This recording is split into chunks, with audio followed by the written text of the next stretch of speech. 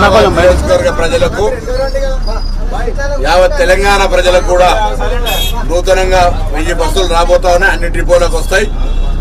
మహాలక్ష్మి పథకం వచ్చిన తర్వాత మహిళలు బస్ ప్రయాణాన్ని ఎక్కువగా వాడడం వల్ల ఆక్యుపెన్సీ రేటు పెరిగి నూతన బస్సులు అవసరం అవుతా ఉన్నాయి. తప్పకుండా గౌరవ ముఖ్యమంత్రి గారు రేవంత్ రెడ్డి గారు నూతన బస్సులను తీసుకొని అనేటువంటి సూచన చేయడము, బస్సులు రావడం జరుగుతోంది.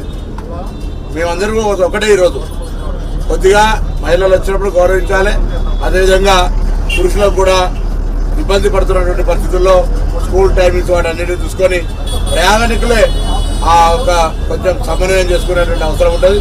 బస్సులు ఏర్పాటు చేస్తాం, ఇన్ఫ్రాస్ట్రక్చర్ క్రియేట్ చేస్తాం, బస్ స్టేషన్లంతా కూడా సర్వీస్ ఉంచే ప్రయత్నం చేస్తాం.